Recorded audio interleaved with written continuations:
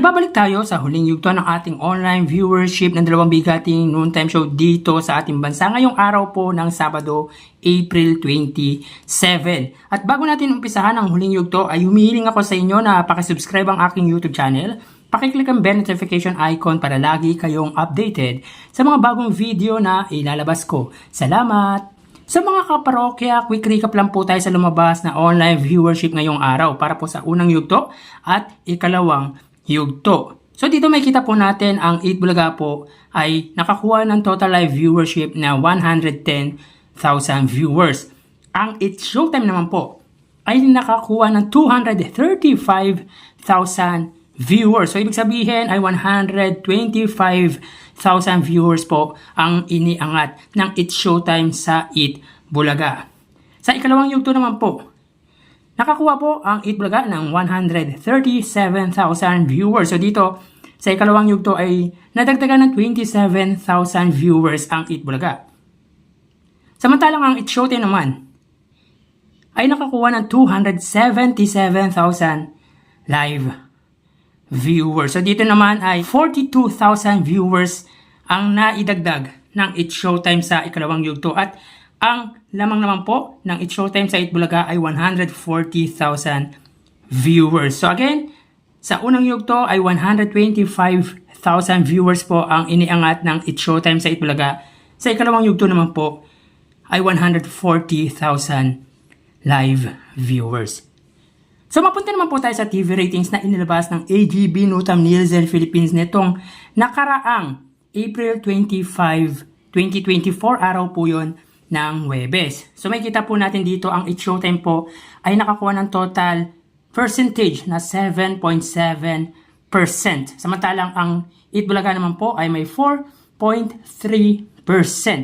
So kung susumahin natin ang TV ratings alone ng GMA Network at TV5, may kita po natin dito na ang GMA ay may 5.4%. Samantalang ang TV5 ay may 3.9%. So dito lamang po ng 1.5% ang GMA against sa TV5. Pero alam naman po natin kung gaano kalawak ang coverage, ang signal at ang reach ng GMA ay wala pa po sa 1/4 lang po ang nanglawak ng GMA ang nakukuha signal ng TV5.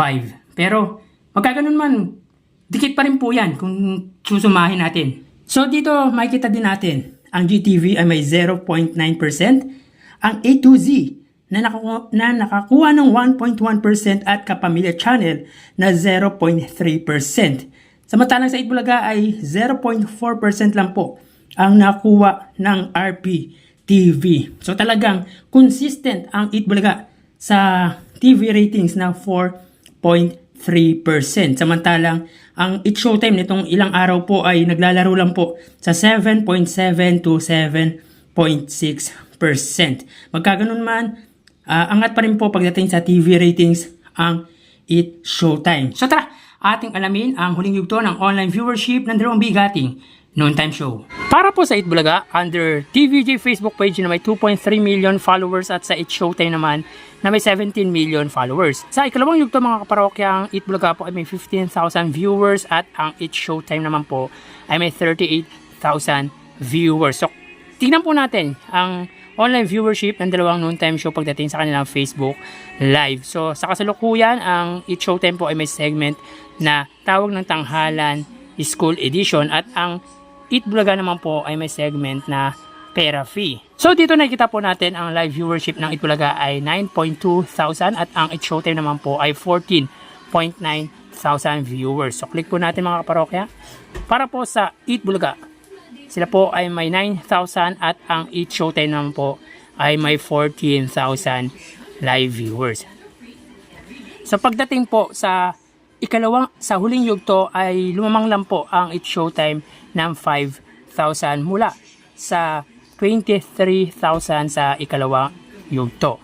So dito may kita po natin na nabawasan ang Eat Bulaga ng 6,000 viewers at ang It's Showtime naman po ay nabawasan ng 24,000 live viewers. So mapunta naman po tayo sa TV Network YouTube channel. para po sa Itbulaga under TV5 Philippines na may 1.74 million subscribers. Ang It's Showtime naman po under sa ABS-CBN Entertainment YouTube channel na may kasalukuyang 47.5 million subscribers. So sa ikalawang yugto, ang TV5 po ay may 44,000 at ang ABS-CBN ay may 122,000 viewers. So click po natin. Ang TV5 po ay may 31,000 viewers. Ang It's Showtime naman po under ABS-CBN ay may 73,000 viewers. So ulitin po natin mga kaparokya. Ang TV5 ay may 30,000 viewers at ang ABS-CBN naman po ay may 74,000 live viewers. So pagdating dito sa huling yugto ay lumamang po ang It's Showtime under ABS-CBN Entertainment ng 44,000 viewers. So ang Itbulaga, ang TV5 po mula sa 44,000 sa ikalawang yugto ay naging 31, nabawasan po sila ng 13,000 viewers. Samantalang ang It's Showtime naman po ay nabawasan ng 48,000 live viewers.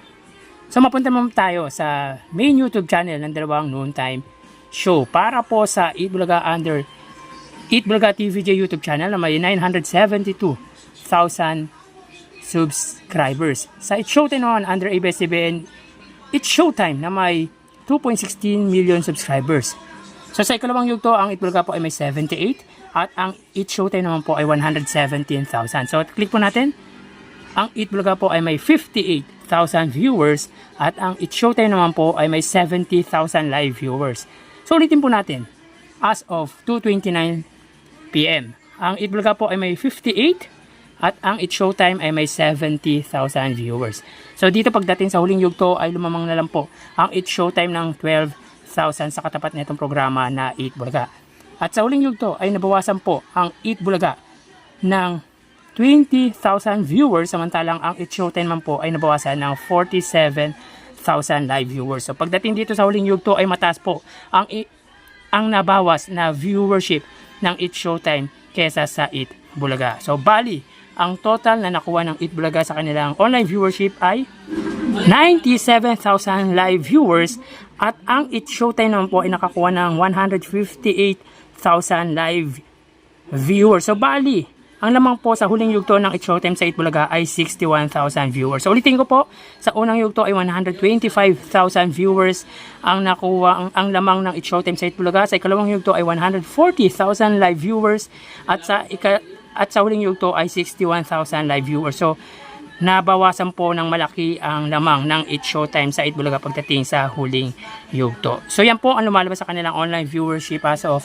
2:30, exact 2:30, at sa Lunes ho ay matutunghayan nyo na naman ang panibagong yugto ng ating online viewership ng dalawang bigating noontime show dito sa bansa.